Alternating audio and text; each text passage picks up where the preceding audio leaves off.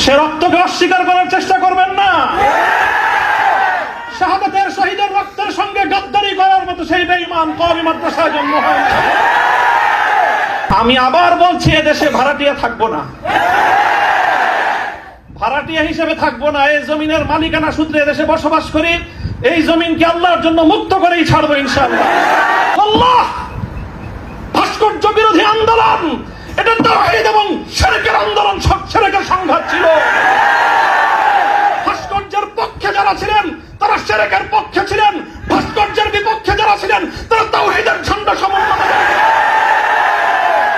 আলহামদুলিল্লাহ আলহামদুলিল্লাহ নাহমাদুহু ওয়া নাস্তাঈনুহু ওয়া নাস্তাগফিরুহু ওয়া নু'মিনু বিহি ওয়া নাতাওয়াক্কালু আলাইহি ওয়া নাশহাদু আল লা ইলাহা ইল্লাল্লাহু ওয়াহদাহু লা শারীকা লাহু ওয়া নাশহাদু আন্না সাইয়্যিদানা ওয়া মাওলানা মুহাম্মাদান আবদুহু ওয়া রাসূলুহু সাল্লাল্লাহু তাআলা আলাইহি ওয়া আলা আলিহি ওয়া আসহাবিহি ওয়া বারাকা ওয়া সাল্লাম। আম্মা বা'দ, أعوذ بالله من الشيطان الرجيم. بسم الله الرحمن الرحيم.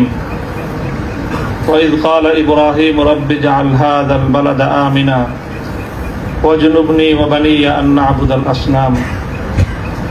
صدق الله العظيم. জামিয়া রহমানিয়া আজিজিয়ার আজকের এই মিলন মেলায় আমার আসাতিজা ইকরাম উপস্থিত রয়েছেন। আমার উস্তাদে মুহতারাম মুফতি হিফজুর রহমান হাফিজাহুল্লাহ তাআলা, আমার অভিভাবক জামিয়ার স্বনামধন্য প্রিন্সিপাল আল্লামা মাহফুজুল হক হাফিজাহুল্লাহ, আমার বড় ভাই মুফতি আশরাফুজ্জামান দামাত বারাকাতুহু আলিয়া সহ জামিয়ার আমার সকল সহকর্মী, আমার প্রাণপ্রিয় ছাত্রবৃন্দ এবং বিভিন্ন দিনী ইদারাগুলো থেকে, বিভিন্ন জায়গা থেকে এবং এলাকার বিভিন্ন অঞ্চল থেকে সমবেত দিন দরদি মুসলমান ভাইয়েরা, সর্বপ্রথম আমি আপনাদের শুকরগুজারি আদায় করতেছি যে আপনারা এই অভূতপূর্ব আজকের আপনাদের এই উপস্থিতি এবং আপনাদের এই অভূতপূর্ব উচ্ছ্বাসের মধ্য দিয়ে আপনারা ইসলামী আন্দোলনের পথ চলার একজন পথিককে অনুপ্রাণিত করেছেন। আল্লাহ রাব্বুল আলামিন আপনাদের সকলকে এর উত্তম বিনিময় জাযায়ে খায়ের নসিব করুন। কাটা কাটা কয়েকটা কথা আমি বলবো, সময় দীর্ঘ নয়। আর সকলে উপলব্ধি করতে পারতেছেন যে আমার প্রতিটা কথাই এখন এটা অনেক বেশি পরিমাপ করা হচ্ছে, দেখা হচ্ছে যে আমি কি বলি। আপনারা যতটুকু মনে করতেছেন যে শুধু একটা কর্তৃপক্ষ দেখতেছে, তা না, দুইটা কর্তৃপক্ষ দেখতেছে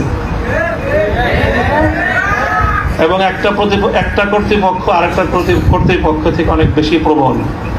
একটা জমিনের কর্তৃপক্ষ আর একটা আসমানের কর্তৃপক্ষ। আমি আপনাদের কাছে দোয়া চাই, জমিনের এই কর্তৃপক্ষের প্রভাব থেকে আসমানের কর্তৃপক্ষের প্রভাব যেন আমার উপর বেশি থাকে। আল্লাহ রাব্বুল আলামিন যেন আমাকে আল্লাহর গোলাম হিসেবে তার নিকটেই যেন আমার মাথাকে অবনত রাখেন। এই দোয়াটুকু আপনারা সকলে আমার জন্য নিভৃতে একান্তে করবেন। দ্বিতীয় কথা, এখানে আমার জন্য অনেক কথা বলা হয়েছে, আমাকে উৎসাহিত করার জন্য এটাই বলা হয়েছে। উৎসাহিত করার জন্য কিছু প্রশংসামূলক বাক্য আলোচনা করা হয়েছে। শাইখুল হাদিস আল্লামা আজিজুল হক রহমতুল্লাহ আলাইহির শানে আমরা এই কথাগুলো বলতাম। সময়ের এতটা অল্প ব্যবধানেই সেই কথাগুলো যে আমার সন্তানেরা যারা বলেছে, আমি সন্তানই বলবো, ছাত্ররা তোমাদের কাছে মুফতি সাঈদ হয়তো অনেক বড় শিক্ষক হতে পারে, আমার কাছে ওই সাঈদই। তারা আমাদের সন্তান, তারাও আমাদের সম্পর্কে সেই কথাগুলো বলেছে।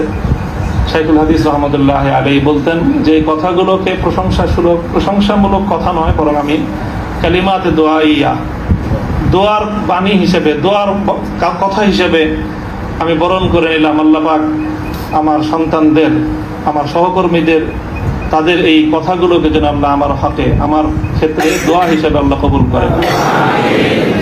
এই কথার মধ্যে একটা কথা এসেছে, সেটা হলো প্রতি ফোঁটা জুলুমের প্রতিশোধ গ্রহণ করার কথা।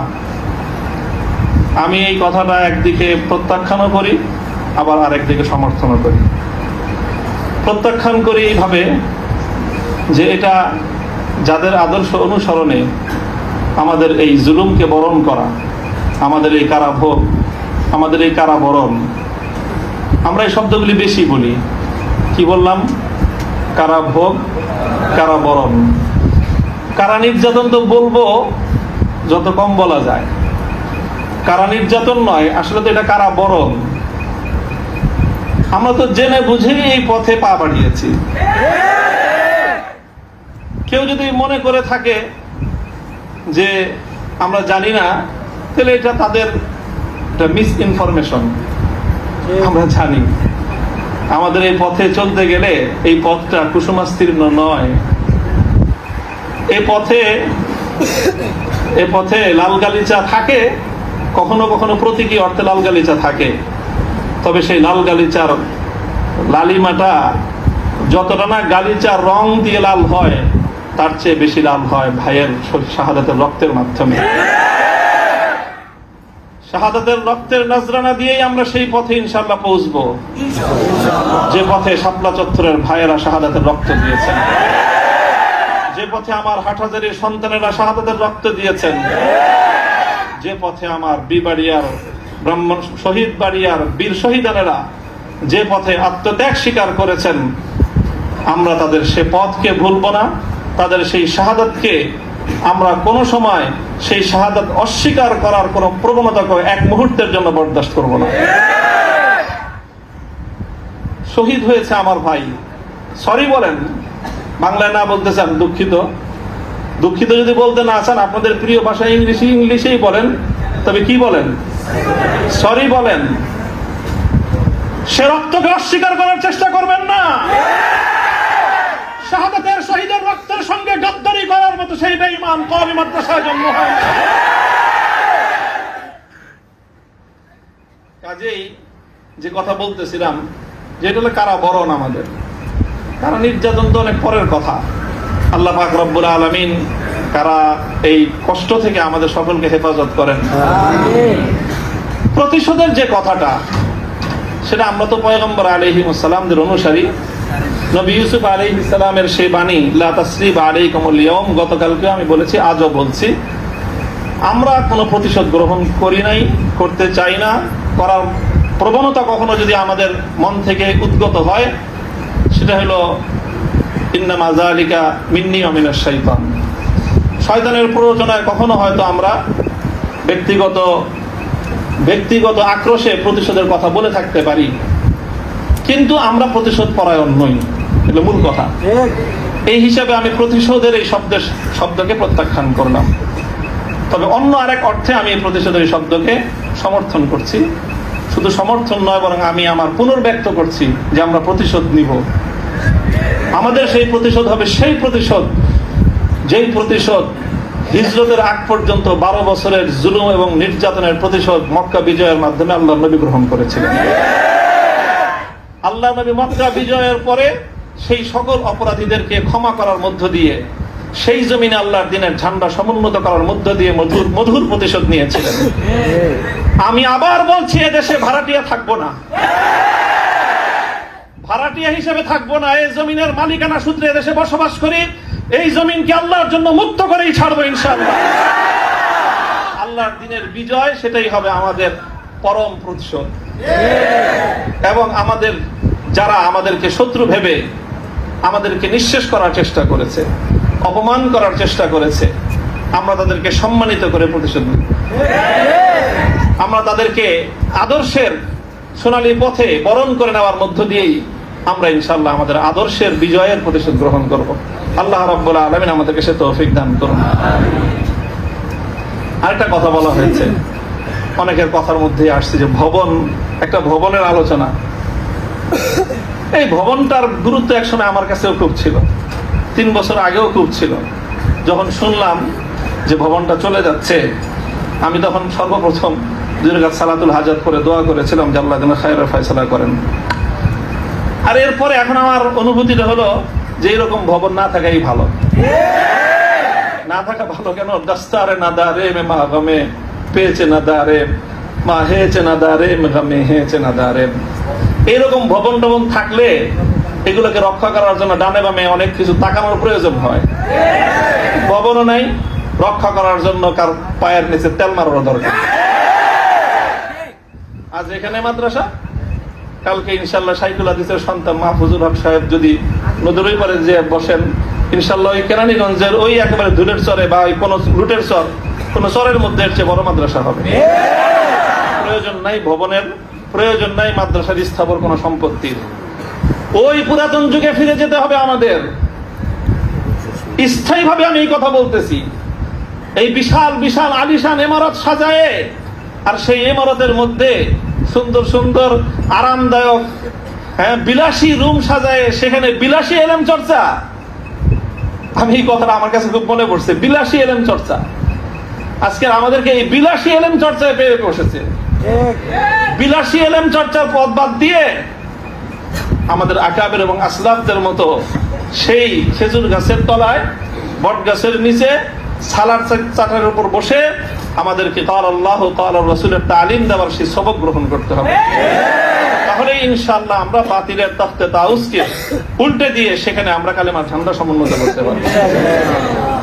মোল্লা মুহাম্মদ ওমর রাহিমাহুল্লাহ তাআলা তিনি সারা পৃথিবীর সুপার পাওয়ারের সাথে টক্কর দিয়েছিলেন। আমাদের বাংলাদেশের মতো কোনো গণভবন আর সংসদ ভবন, বঙ্গভবন কিছুই ছিল না। কান্দাহারের ছোট্ট একটা ঘরের মধ্যে ভাঙ্গা খাটের উপরে বসে টক্কর দিয়ে দিলেন তো সুপার পাওয়ারের সাথে। সারা দুনিয়া মনে করলো যে বেকুবের দল। 20 বছর পর আল্লাহ দেখা দিলেন তারাই বিজয়ীর দল।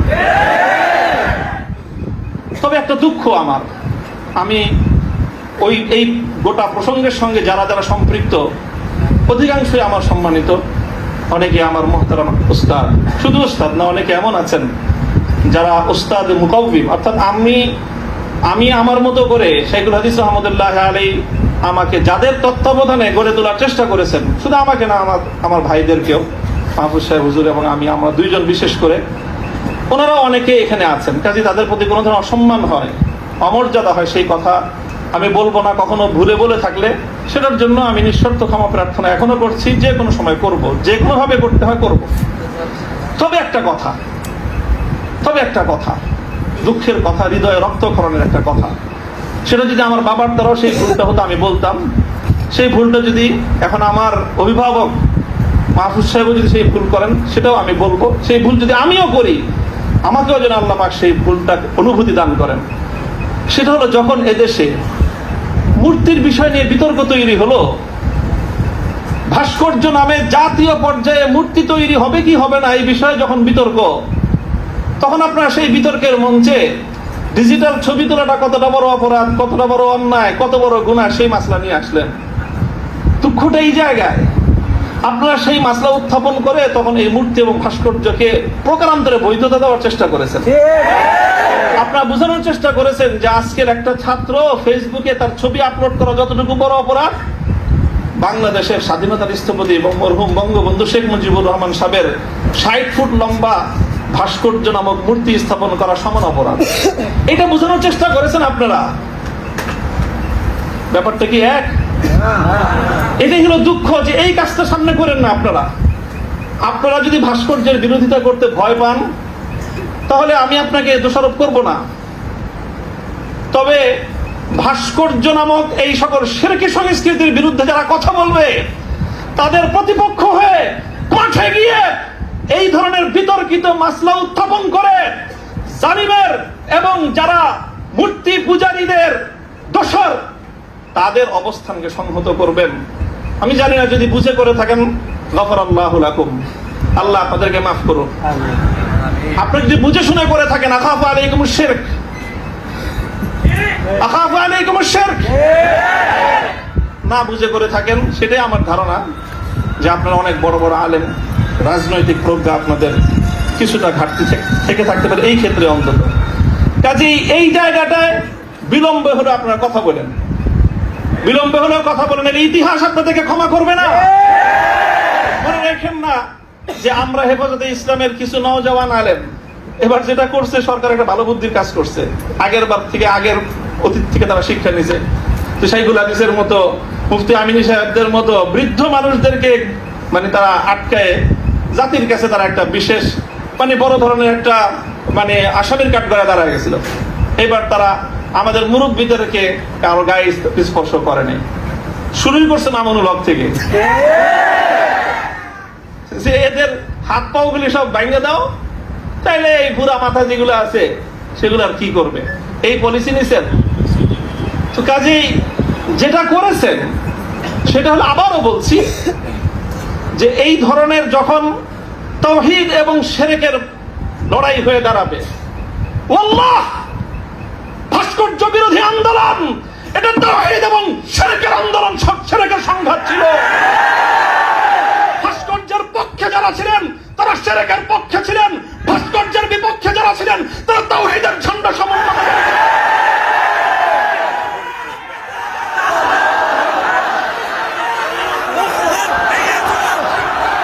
আপনারা শুনেন, আবারও বলছি, ভাস্কর্যের পক্ষ বিপক্ষের এই লড়াইকে একজন মরহুম মুসলিম নেতা, মরহুম বঙ্গবন্ধু শেখ মুজিবুর রহমান সাহেবের ব্যক্তিত্বকে মাঝখানে এনে বিষয়টাকে ভিন্ন রং দেওয়ার চেষ্টা করা হয়েছিল।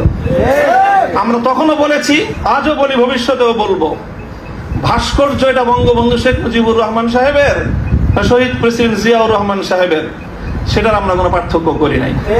আমি একথাও বলেছি, ভাস্কর্য যদি স্বয়ং আমাদের মুসলিম জাতির পিতা খলিল ইব্রাহিম আলাইহিস সালামের হয়, তাহলে সেই ভাস্কর্যের সাথে কি আচরণ করতে হয় মুহাম্মদুর রাসূলুল্লাহ শিখিয়ে দিয়ে গেছেন। আল্লাহ রাসূল সাল্লাল্লাহু আলাইহি ওয়াসাল্লাম মক্কা বিজয়ের দিন বাইতুল্লাহ থেকে যেই মূর্তিগুলো বের করেছিলেন, যে ভাস্কর্যগুলো বের করেছিলেন, তার মধ্যে তো একটা ছিল ইব্রাহিম আলাইহিস সালামের মূর্তি। কি বলেছিলেন? কাতালাহুমুল্লাহ, আল্লাহ পাক এই মক্কাবাসীদেরকে ধ্বংস করুন, তারা খলিল ইব্রাহিম আলাইহিস সালাতু ওয়াস সালামের মূর্তি তৈরি করেছে। আমাদের কথা আপনাদের পছন্দ হলো না, আমি বললাম যে ভাস্কর্য বানায়েন না, এটা বানালে বঙ্গবন্ধু যদি মুসলিম হয়ে মারা গিয়ে থাকেন কবরে তার শাস্তি হবে। তো আপনারা মনে করলেন আমরা বঙ্গবন্ধুর বিরুদ্ধে বললাম, আসলে বলি নাই বিরুদ্ধে। তিনি যদি, আবারও বলছি, যদি আল্লাহ তাকে ইমানের সাথে খাতেমা দিয়ে থাকেন, আমি জানি না তার কি অবস্থায় মৃত্যু হয়েছে, সেটা কেউ বলতে পারবে না, তাহলে তার ভাস্কর্য, তার মূর্তি তৈরি করাটা এটা তার সঙ্গে চরম বিশ্বাসঘাতকতা। সর্বশেষ কথা হলো এই, খলিল ইব্রাহিম আলাইহিস সালাতু ওয়াস সালামকে যখন এই মূর্তি বিরোধী আন্দোলনের, মূর্তি বিরোধী কার্যক্রমের পরিণামে নমরুদ কি করেছিল? অগ্নিকুণ্ডে নিক্ষেপ করেছিল। এটা তো সবাই জানি আমরা, কিন্তু অগ্নিকুণ্ডে নিক্ষেপ করাটা এটা নমরুদের প্রধান শাস্তি ছিল না। নমরুদ ইব্রাহিম আলাইহিস সালাম থেকে যে প্রতিশোধটা গ্রহণ করেছিল সেটা কিন্তু প্রধান এটা ছিল না যে ওনাকে কি করেছে, আগুনে নিক্ষেপ করেছে। আরে খলিল ইব্রাহিমকে আগুনে নিক্ষেপ করে আর কি প্রতিশোধ দিবে? যে বেটা তার প্রাণাধিক প্রিয় সুপুত্রকে আল্লাহর জন্য হাসি মুখে কোরবানি করতে চায়, তার নিজের জীবনের দাম তার কাছে আর কতটুকু, তার কি মারবে আর কি জ্বালাবে? সবচেয়ে বড় যে জঘন্য কাজটা নমরুদ করেছিল সেটা হলো ইব্রাহিম আলাইহিস সালাতু ওয়াস সালামকে অগ্নিকুণ্ডে নিক্ষেপ করার আগে ওনাকে বিবস্ত্র করে ফেলেছিল, ওনার সারা শরীর থেকে কাপড় খুলে ফেলেছিল, বাংলায় বুঝেন নাই, উলঙ্গ করেছিল। আল্লাহ পাক রব্বুল আলামিন ইব্রাহিম আলাইহিস সালামকে এর জন্য একটা পুরস্কার দিবেন। সেই পুরস্কারটা আল্লাহর নবী বলেছেন, আউয়ালু মান ইউকসা ইয়াউমাল কিয়ামাতি ইব্রাহিম খলিলুল্লাহ। ও ইব্রাহিম, মূর্তির বিরুদ্ধাচরণ করার কারণে মূর্তি পূজারীরা তোমার শরীর থেকে সম্মানের আবরুর কাপড় খুলে নিয়েছে। কিয়ামতের দিন যখন সমস্ত মানুষ বিবস্ত্র থাকবে, সর্বপ্রথম আমি তুমি ইব্রাহিম খলিলকে কাপড় পরায়ে সমস্ত মানুষের সামনে সম্মানিত করব। আমার কেন জানে মনে হয়েছে আমি একজন অপরাধী, অনেক অপরাধের শেষ নাই, আমার ভুল ত্রুটির কোনো শেষ নাই। ওই যে বললেন না যে আব্দুল বাসিদের 42টা মামলা, মামলার তো অভাব নাই, এই যে কোনো মামলায় ফাঁসি দিতে পারেন। ফাঁসি দিতে তারা অন্য কিছু লাগে না, আদালতে দাঁড়ায় এক মহিলা আইনজীবী বলে, আরে বিচার করার জন্য এত কিছু লাগে নাকি আমাদের? এর চেয়ে কত হালকা সাক্ষ্যতে আমরা মানুষের বিচার করে ফেললাম। ওপেন আদালতে বলতেছে এই কথা, বিচার করার জন্য খুব কিছু লাগে না। হত্যা মামলা কতগুলো আছে আমার নামে, ছিনতাই মামলা আছে, পকেটকারীর মামলা, পকেট চুরির মামলা, পকেট মারের মামলা আছে, চুরির মামলা আছে, সব মামলাই তো আছে। যে কোনো মামলা দিয়ে ফাঁসি দিয়ে দিতে পারেন। আপনারা চেষ্টা করেছেন বিবস্ত্র করতে চেষ্টা করেছেন। তবে একটা জিনিস ভালো করেছেন, আপনারা যেই কেসটাকে বিবস্ত্র করার জন্য বেছে নিয়েছেন সেই কেসটা ছিল খুব দুর্বল। আগামী 50 বছরের জন্য উলামায়ে কেরামের বিরুদ্ধে ষড়যন্ত্রের দুয়ার রুদ্ধ হয়ে গেছে। আপনারা যদি এই ধরনের ষড়যন্ত্র করতে থাকেন, জাতি আবার নতুন করে বলবে, এতদিন বলতো ইউসুফ আলাইহিস সালামের বিরুদ্ধে যে ষড়যন্ত্র করছে, মামুনুল হকের বিরুদ্ধে সেই ষড়যন্ত্র, সামনে বলবে মামুনুল হকের বিরুদ্ধে যে ষড়যন্ত্র হয়েছিল, আব্দুল্লাহর বিরুদ্ধে সেই ষড়যন্ত্র। আমি আপনাদের কাছে দোয়া চাই, আল্লাহ রাব্বুল আলামিন যেন আমাকে এটার বিনিময়ে ইব্রাহিম আলাইহিস সালাতু ওয়াস সালামের সঙ্গী করে কিয়ামতের দিন আল্লাহ উঠান। আল্লাহ পাক রব্বুল আলামিন আপনাদের সকলকে জাযায়ে খায়র দান করুন। আর এটা অনেক বড় কথা আছে যে আমার এই সম্পূর্ণ এই যে আমার বিরুদ্ধে এত কিছু, এত বড় অভিযোগ বা এতটা মানে নিষ্পেষণের শিকার আমি কেন হলাম, এই কারণটা এখন আমি বলবো না। তবে আপনাদের সকলকে বলবো যে বাবরি মসজিদের জন্য আপনারা দোয়া করবেন। ওয়া আখিরু দাওয়ানা আলহামদুলিল্লাহি রাব্বিল আলামিন।